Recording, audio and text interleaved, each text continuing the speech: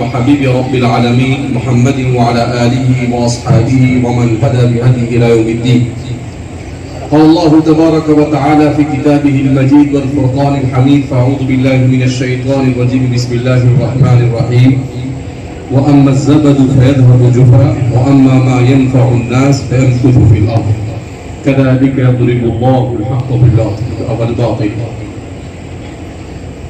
برادران اسلام اور سرزمین میوات سے تعلق رکھنے والے نوجوان علماء اور ہمارے مدارس سے تعلق رکھنے والے طلباء، موسم ایسا ہے کہ آدمی اتنا لمبا نہیں بیٹھ سکتا ہے، مگر گرمی اور اللہ کی ننھی ننھی مخلوق آپ کو ستا رہی ہے، اس کے باوجود بھی آپ بیٹھے ہیں. اس کا مطلب یہ ہے کہ آپ میں کچھ طلب ہے، اور جہاں اللہ رب العزت کسی میں طلب دیکھتا ہے تو اللہ رب العزت اس کے لیے ترقی کے راہوں کو کھول لیتا ہے. تو اس لیے ضرورت اس بات کی ہے کہ ہمارے اندر جو طلب پیدا ہوئی ہے اس طلب کو صحیح ڈائریکشن بتایا جائے، اس کو صحیح سمت دی جائے، اس کو صحیح رخ دیا جائے اور صحیح راستہ بتایا جائے. اس ملک ہندوستان میں مسلمان گورنمنٹ کے کہنے کے مطابق 14% ہے، اور دوسرے لوگوں کے ایک سروے کے مطابق 30% مسلمان ہیں. مگر مسلمان بہت سارے مسائل سے دوچار ہیں. کل ملا کر ان تمام کے تمام مسائل کا اگر کوئی بنیادی حل تلاش کیا جائے تو وہ وہی حل ہے جس کو اللہ رب العزت نے بھی اپنی کتاب میں بیان کیا، بلکہ اللہ رب العزت نے حضرت انسان کی ابتدا سے لے کر رسالت کی انتہا تک جس پیغام کو انسانیت تک پہنچایا. وہ کیا پیغام ہے؟ اللہ نے حضرت آدم کو بنایا تو اللہ رب العزت نے کیا کہا؟ وَعَلَّمَ آدَمَ الْأَسْمَاءَ كُلَّهَا. اللہ نے آدم علیہ السلام کو اپنے ہاتھوں سے بنایا، اور بنانے کے بعد سب سے پہلے جس چیز کا انتظام کیا وہ کس کا انتظام تھا؟ علم کا انتظام. کس کا انتظام تھا؟ وَعَلَّمَ آدَمَ الْأَسْمَاءَ كُلَّهَا. اللہ نے پہلے ان کو کھانے کا انتظام نہیں کیا. اللہ رب العزت نے رہنے سہنے اور شادی کا انتظام نہیں کیا. سب سے پہلے آدم کی تخلیق کے بعد اللہ نے انہیں تعلیم سے آراستہ کیا، جس کو یوں کہہ سکتے ہیں کہ انسان کا سب سے پہلا مدرسہ جنت، انسان کا سب سے پہلا معلم خود اللہ رب العزت، اور انسان کا سب سے پہلا اسٹوڈنٹ اور طالب علم حضرت آدم علیہ السلام ہے. تو یہ انسان کی پہلی بنیاد، پہلی اینٹ یہ کس پر رکھی گئی؟ تعلیم پر رکھی گئی. اس کے بعد نبی کریم صلی اللہ علیہ وسلم کو اللہ رب العزت نے آخری دور میں بھیجا. آپ صلی اللہ علیہ وسلم پر وحی کا نزول ہوا. سب سے پہلی وحی کیا نازل ہوئی؟ نماز پڑھیے وحی نازل ہوئی، روزہ رکھیے وحی نازل ہوئی. کیا وحی نازل ہوئی؟ اقرأ بسم ربک الذی خلق، کہ پڑھو اللہ کے نام سے. یہاں پر ایک سوال پیدا ہوتا ہے کہ آدم علیہ السلام کو پڑھنے کو نہیں کہا گیا، وَعَلَّمَ آدَمَ الْأَسْمَاءَ کہا، اور یہاں پڑھنے کے لیے کہا گیا؟ دونوں میں فرق کیوں ہے؟ تو اس لیے فرق ہے کہ آدم علیہ السلام کو جب تعلیم دی جا رہی تھی اس وقت ابھی کیریکولم، سلیبس اور کتابیں تیار نہیں تھی، بلکہ ابھی تیاری اس کی شروع ہو رہی تھی. لہذا کہا گیا وَعَلَّمَ آدَمَ الْأَسْمَاءَ كُلَّهَا، کہ اللہ نے انہیں سیدھا سیدھا ناموں، چیزوں کے ناموں کا علم عطا فرمایا. نبی کریم صلی اللہ علیہ وسلم جس دور میں آئے اس دور کے آنے تک دنیا میں علم کے چرچے ہو چکے تھے. تورات، انجیل، زبور اور بہت ساری آسمانی کتابیں، انسان کی فلسفہ اور منطق اور لاجک پر بہت ساری کتابیں لکھ چکا تھا. تو علم بہت سارا موجود تھا، مگر وہ علم صحیح ڈائریکشن میں نہیں جا رہا تھا، غلط ڈائریکشن میں جا رہا تھا. علم شرک کی طرف، علم بد اخلاقی کی طرف، علم یہ بے دینی کی طرف اور الحاد کی طرف اور ایتھیزم کی طرف جا رہا تھا. اللہ نے پہلی وحی نازل کی اقرأ بسم ربک الذی خلق، پڑھ اپنے اس پروردگار کے نام سے جس نے پیدا کیا۔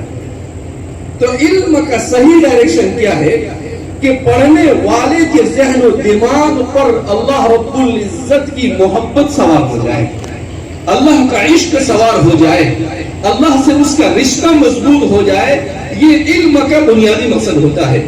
اسی لیے قرآن کریم کی آیت کریمہ جس میں اللہ رب العزت نے کہا وَمَا خَلَقْتُ الْجِنَّ وَالْإِنسَ إِلَّا لِيَعْبُدُونِ، کہ میں نے انسان اور جنات کو محض اپنی عبادت کے لیے پیدا کیا ہے۔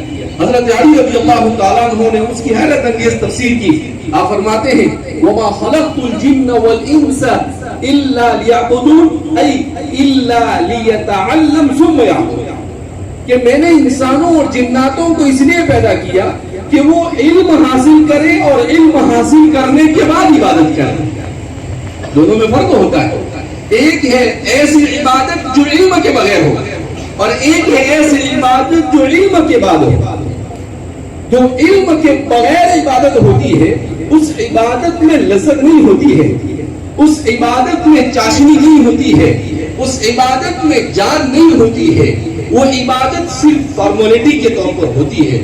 لیکن جہاں پر انسان ہر اپنی عبادت کی ہر چیز کو سمجھ کر کرتا ہے تو وہاں پر انسان کی عبادت میں چاشنی پیدا ہوتی ہے، اس میں لذت پیدا ہوتی ہے۔ اسی لیے نبی کریم صلی اللہ علیہ وسلم پر پہلی وحی نازل کی گئی اقرا، اس سے خلاصہ یہ نکلتا ہے کہ انسان کی کامیابی کا سب سے بنیادی راستہ ہے علم حاصل کرنا اور مطالعہ اور قراءت کرنا اور پڑھنا۔ اس کے بغیر انسانی کوئی بھی معاشرہ ترقی نہیں کر سکتا ہے۔ آپ نبی کریم صلی اللہ علیہ وسلم کے بعد آنے والی پوری تاریخ کا مطالعہ کریں، جس معاشرے کا رشتہ کتاب کے ساتھ مضبوط ہوا وہ معاشرہ ترقی کرتا رہا، اور جس معاشرے کا رشتہ بریانی کے ساتھ مضبوط ہوا وہ معاشرہ تنزل کرتا رہا۔ میں نے سنا ہے کہ آپ کے یہاں بریانی بڑی مشہور ہے، اور ایسی بریانی ملتی ہے کہ جس کے اوپر تیل بہت زیادہ ہوتا ہے، اگر تیل نہ ڈالا جائے تو بریانی والے کے ساتھ مار پیٹ بھی ہو سکتی ہے۔ اب صحیح غلط مجھے نہیں معلوم ہے، لیکن ایسا بتایا گیا ہے کہ بھئی جو بریانی ہوتی ہے اس بریانی پر 2 انچ 1.5 انچ یا 3 انچ تیل ہونا چاہیے، تو جا کر آپ کھاتے ہیں۔ اگر نہیں ڈالا تو وہ بیچارہ پیٹ بھی سکتا ہے کہ بھئی تیل کیوں نہیں ڈالے۔ ہمارے معاشرے کو اس تیل کی ضرورت نہیں ہے، دماغ میں علم کے تیل کی ضرورت ہے۔ اس کی ضرورت ہے دماغ میں علم۔ اگر ہم اس تیل کے لیے جھگڑنے کے بجائے اپنے گھروں میں کتب خانے سجانے کے لیے جھگڑے تو ہمارا معاشرہ ترقی کر سکتا ہے۔ اگر ہم بریانیوں پر صبح خل فجر کے بعد بھی میوات میں بریانی مل جاتی ہے، اور رات میں 12 نہیں 2 بجے بھی آپ کو بریانی مل جائے گی۔ اللہ نے اس لیے پیدا کیا تھا کہ بریانی کھاتے پھرے ہم، اللہ نے اس لیے بنایا تھا کہ ہم ایسی بریانی کھائے جس پر تری ڈالی گئی ہو، تیل ڈالا گیا ہو۔ اللہ اس لیے نہیں بنایا، اللہ نے یہ گوشت کھانے کے لیے شیر کو بنایا۔ آپ کو معلوم ہے شیر کو ایک وقت میں کھانے کے لیے کتنا گوشت چاہیے؟ 27 کلو گوشت چاہیے۔ کتنا گوشت چاہیے؟ تو اللہ نے اس کو بنایا کہ بھائی تو شکار کر اور کھا جتنا کھانا ہو، لیکن انسان کو اس کے لیے نہیں بنایا۔ انسان کو اللہ نے کیوں بنایا؟ اللہ نے اس لیے بنایا، اسے اللہ نے انسان کو عقل عطا فرمائی۔ یہ عقل ہے، انسان کا دماغ کیسا زبردست ہے۔ جیسے سب نے کہا کہ انسان نے خود اپنے آپ کو نہیں پہچانا۔ انسان کیا ہے؟ نسوا اللہ فانساهم انفسهم۔ اللہ خود فرماتے ہیں کہ جو اللہ کو بھلا دیتا ہے اللہ خود اس کو اپنی ذات سے بے خبر کر دیتا ہے۔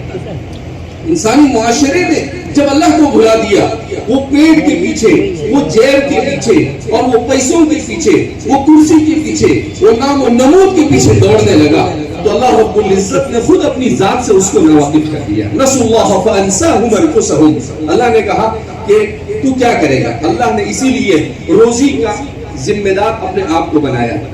اللہ رب العزت نے اسی لیے عزت اپنے ہاتھ میں رکھی۔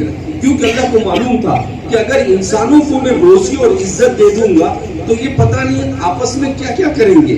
اس لیے اللہ نے کہا ان اللہ هو الرزاق ذو القوة المتین. رزق دینے والی ذات کس کی ہے؟ اللہ کی ہے. ان العزت للہ جميعا. عزت دینے والی ذات کس کی ہے؟ اللہ کی. اب اللہ رب العزت نے نظام بنایا کہ عزت کس کو ملتی ہے؟ عزت اسے ملتی ہے جو قربانیاں دیتا ہے. جو کیا دیتا ہے؟ قربانیاں. قربانیاں آپ کہیں کہ اچھا بہت اچھا فارمولا بتایا مولانا نے, قربانی ایک ہفتہ ہی بچا ہوا ہے اور آ رہی ہے, ٹھیک ہے قربانی کریں گے اور خوب کھائیں گے. ارے بھائی وہ قربانی نہیں, اپنی خواہشات کی قربانی, اپنی خواہشات کی قربانی کہ بریانی